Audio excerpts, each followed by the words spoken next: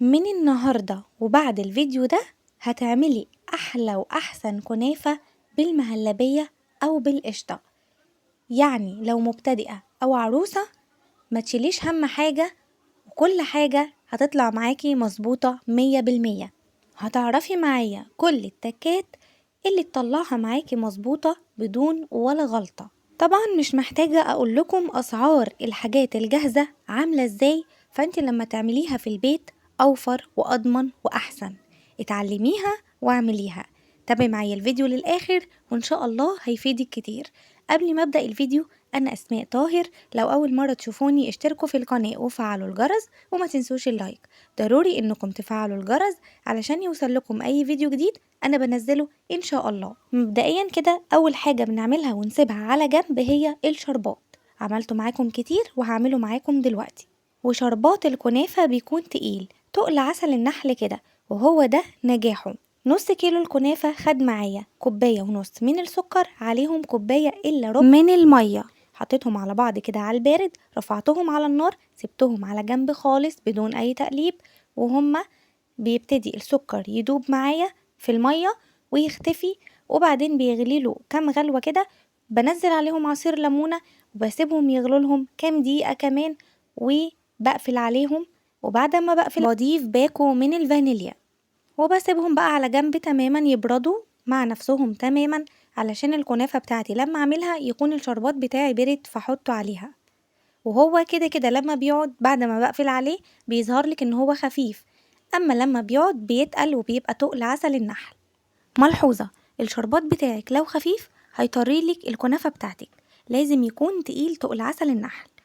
لو انتي هتعملي كمية اكتر من نص كيلو من الكنافة هتضعفي الكمية بتاعت السكر والمية. يعني الكوباية ونص عليهم كوباية الا ربع من المية، لو 3 كوبايات من السكر عليهم كوباية ونص من المية.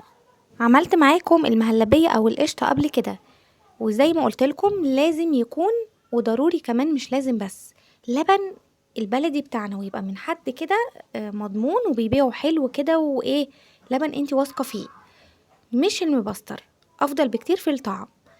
ولما بغليه بسيبه يعمل القشطة بتاعته، وباخدها بعد ما بعمل المهلبية بحط القشطة بتاعتي على المهلبية وبقلبها.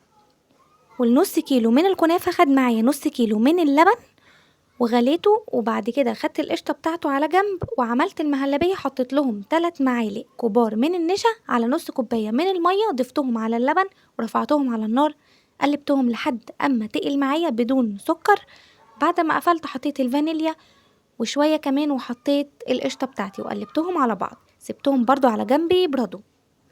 اما الكنافة زي ما بذكر كل مرة بعمل فيها كنافة، بسيبها في الفريزر اول ما بجيبها، بعدين بطلعها وهي متجمدة كده وببتدي افتفتها بايديا لحد ما نوصل للشكل اللي انتوا شايفينه ده، او في الكبة زي ما تحبي. وبعدين ضفت لهم 3 معالق كبار من السمن، سمنة بلدي برضو علشان الطعم معانا يبقى كله مظبوط مع بعضه. طبعا مفيش سمنة بلدي مفيش اي مشكلة. وبفضل أبس الكنافة بتاعتي لحد ما كل ده يمتزج مع بعضه تماما، الكنافة كلها تبقى شاربة من السمن. 3 معالق الكبار اللي انا حطيتهم مليانين قوي، لحد ما خلاص الكنافة بتاعتي الاقيها بالشكل اللي انتوا شايفينه ده، كل السمنة امتزجت معاها. جبت صينية من صواني البيتزا، ويفضل صواني البيتزا، ما عندكيش اي صواني. ليه بقول لكم كده؟ علشان تبقى قد السور وقد مثلا نبقى عارفين السمك اللي احنا هنمشي عليه، فصينية البيتزا دي بتوفر لنا كتير قوي. دهنتها برضو بمعلقة من السمن، كمية سمنة وفيرة اللي ندهنها للصينية زي ما شايفين. وبعدين ببتدي اخد الحواف او السور. اول حاجة بحط داير داير على الصينية بتاعتي، وببتدي ان انا اضغط عليها كويس قوي لحد ما الاقيها خلاص بقت ثابتة عندي، وبقى سور ثابت كله متساوي بالشكل اللي انتوا شايفينه ده. وبعدين ببتدي اخد شوية بشوية واحط في النص، ما احطش مرة واحدة علشان ما اكلكعش الدنيا، لا شوية بشوية، وده هيسهل لي جدا بالشكل اللي انتوا شايفينه ده. وبعدين المهلبية او القشطة اللي احنا عملناها مش قادرة اقول لكم طعمها وريحتها عامل ازاي. بنبتدي نحطها في النص بالشكل ده ونوزعها كويس قوي بشويش كده وبهداوة. كده خلاص وزعناها بالشكل ده ونسويها بقدر الامكان.